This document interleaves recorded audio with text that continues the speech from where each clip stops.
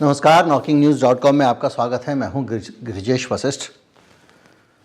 अब तो जो इल्ज़ाम हैं, लोग कहते हैं कि आप इल्ज़ाम लगा रहे हैं, ये साजिश है, इसके पीछे राजनीति है, इसके पीछे ये है। तो जिस तरह के गंभीर इल्ज़ाम सामने आ रहे हैं वो भी साबित होते जा रहे हैं, जांच में निकलते आ रहे हैं। पेगासस को लेकर सच्चाई अब एक लेबोरेटरी की, ऑफिशियल इंटरनेशनल लेबोरेटरी की जांच में सामने आ गई है, जिसमें सीधे सीधे भारत सरकार पर सवाल उठाया गया है।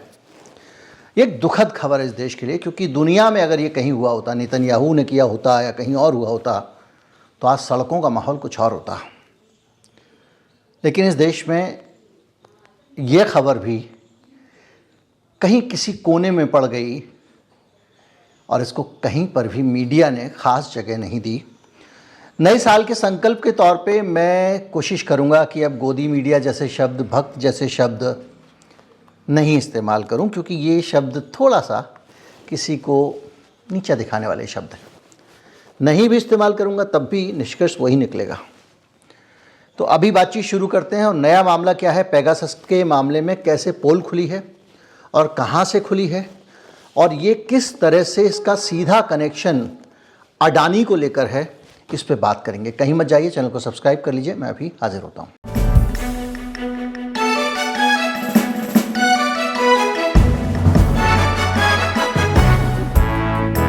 हुआ यह है कि जब OCCRP ने अडानी साहब का खुलासा किया, भंडाफोड़ किया या जो कुछ कहें किया, OCCRP की रिपोर्ट को फाइनेंशियल टाइम्स ने छापा था। फाइनेंशियल टाइम्स वही संस्था है जिसने पिछले दिनों मोदी जी का एक इंटरव्यू छापा था। इसलिए ये भी नहीं कह सकते कि फाइनेंशियल टाइम्स मोदी जी के पीछे पड़ी है। अडानी जी के उसने काफ़ी खुलासे किए, लेकिन मोदी जी का इंटरव्यू भी किया।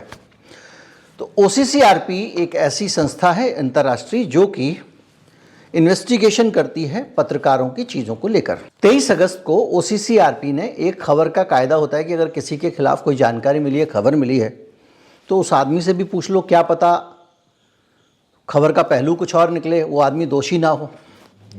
तो जो पत्रकार लोग हैं वो एक ईमेल डालते हैं और कहते हैं भाई ऐसी ऐसी खबर हमारे पास में है, आपको क्या कहना है ये आप बता दीजिए। ये पूछने के लिए OCCRP ने अडानी ग्रुप को एक ईमेल लिखा। तारीख थी 23 अगस्त। 23 अगस्त को ये ईमेल जाता है अडानी जी के पास, और 24 अगस्त को एक नई चीज़ होती है। देश में करीब 20 लोगों के पास, 20-22 सेलिब्रिटीज़ के पास, बड़े लोगों के पास एप्पल का एक मैसेज आता है, जिसमें एप्पल कहता है कि सरकार की तरफ से कुछ जासूसी हरकत की गई है आपके मोबाइल को हैक करने की।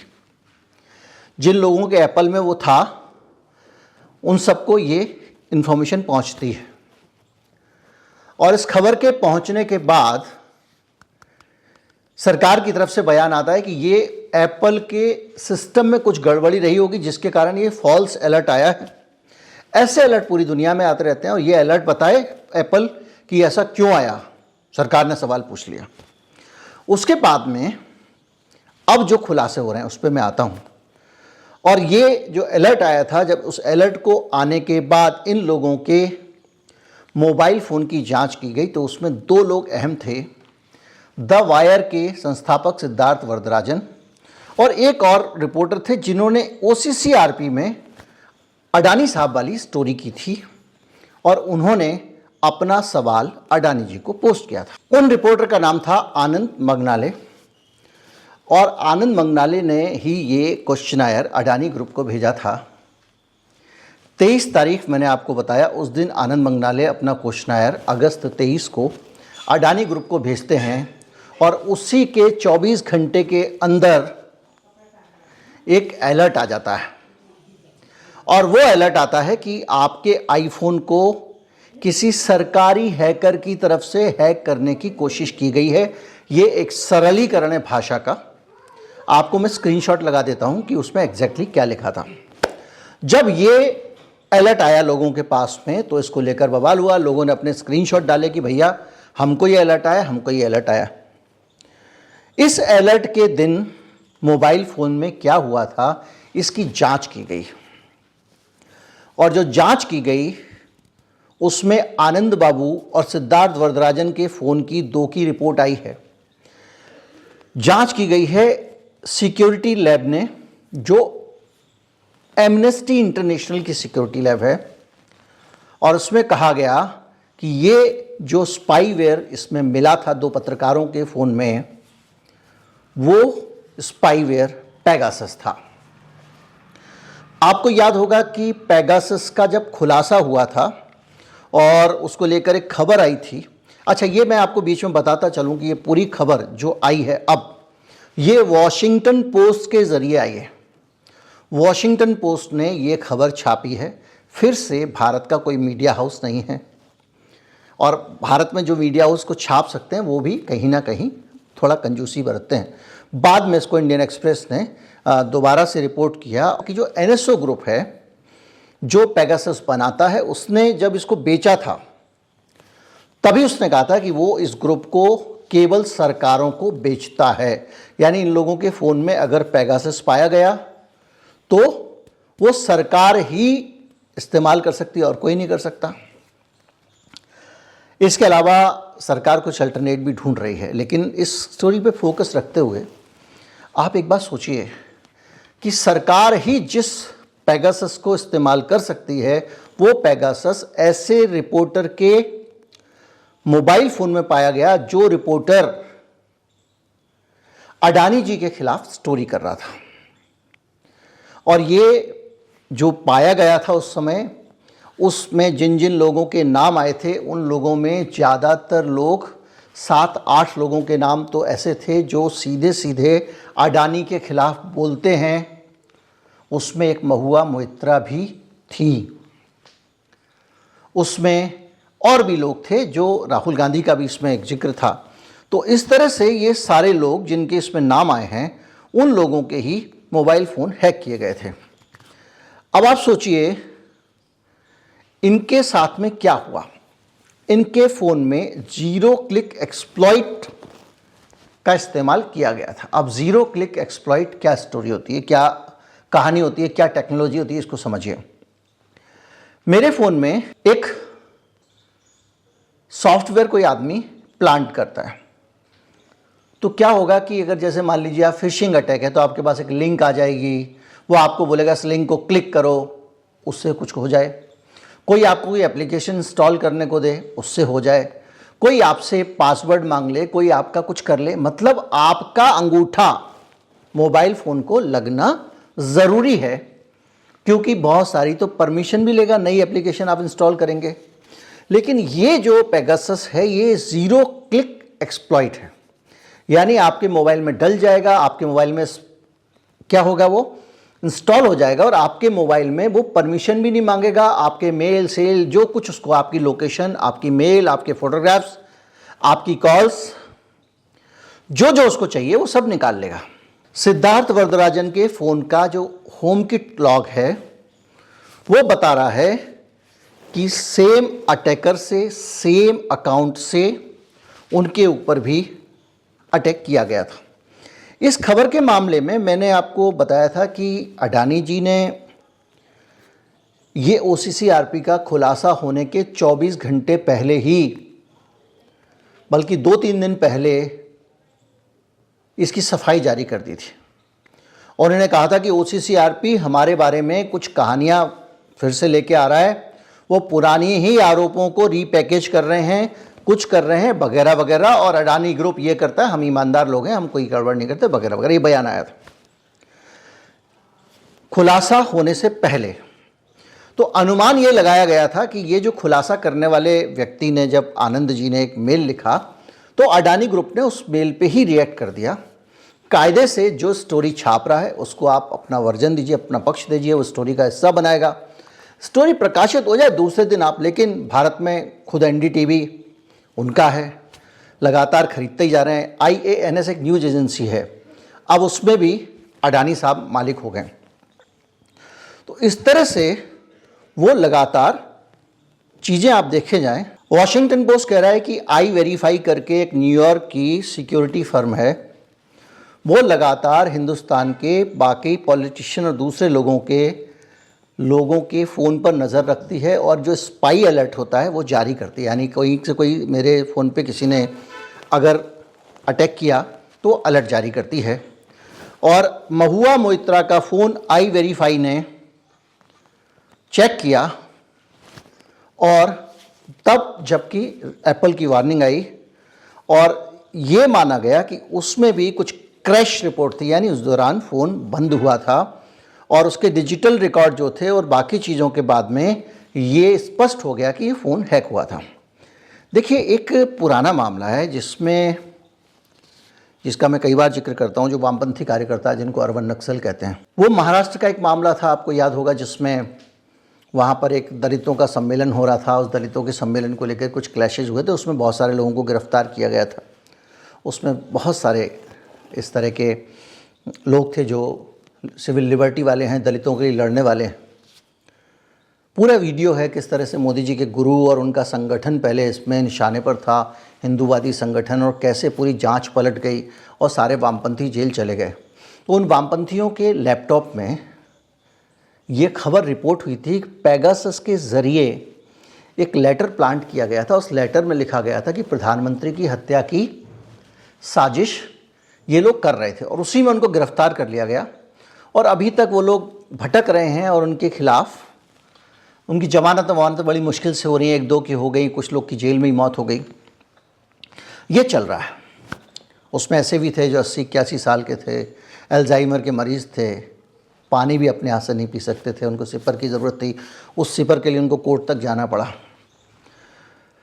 तो ये सारी चीज़ें साथ साथ चल रही हैं और इस पूरी चीज़ों के बीच में एक सवाल मन में आता है। अगर उनके मोबाइल में ये प्लांट किया गया था तो कोई बड़ी बात नहीं है कि महुआ मोइत्रा के मोबाइल से ये एक हो सकता है संभावना, उनके लॉगिन क्रेडेंशियल्स वगैरह जैसी चीज़ें चुराई गई हों और उनको चुरा के विदेशों से कोई लॉगिन किया गया हो।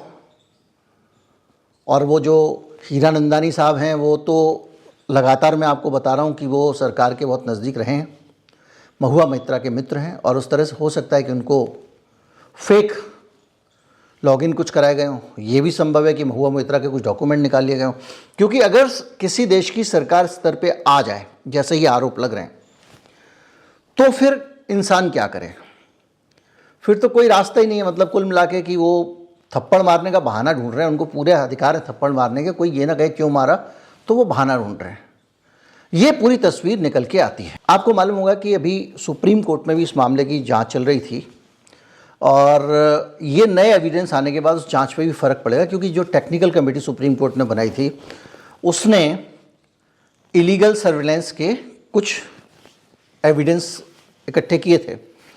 तो उसमें पाया गया था कि 5 मोबाइल ऐसे थे जिनको स्पाईवेयर के लिए जिनकी टेस्टिंग की गई थी, और उसके बाद NV रमन्ना ने, जो चीफ जस्टिस थे, उन्होंने भी कहा कि नरेंद्र मोदी सरकार ने इस जांच में कमेटी को सहयोग देने से इनकार कर दिया है। सुप्रीम कोर्ट की कमेटी को जब वो पेगासस की जांच कर रही थी तो केंद्र सरकार ने जांच में सहयोग नहीं किया, ये सुप्रीम कोर्ट कह रहा है। तो इसीलिए बहुत सारी चीज़ें सामने आ रही हैं। इसके अलावा वॉशिंगटन पोस्ट ने एक जानकारी और रिपोर्ट की है कि जब ये पूरा मामला सामने आ रहा था और एप्पल ने जब ये बयान दिया कि नहीं, ये अलर्ट फेक नहीं है, तो केंद्र सरकार ने इस मामले में लीपापोती करने की कोशिश की।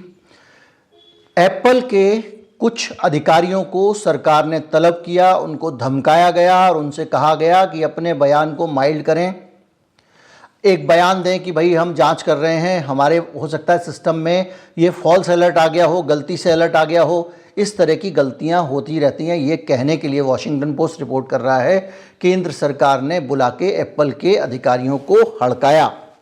Senior Modi administrative official call दी Apple India's managing director Virat Bhatia को बुलाया गया और उसके बाद इस मामले में उन पर दबाव बनाया गया और उन्होंने कहा कि एप्पल को कहा गया कि आपने ये जो वार्निंग जारी की है उसको विड्रॉ कर लो और ये कहो कि ये गलती से जारी हो गई थी।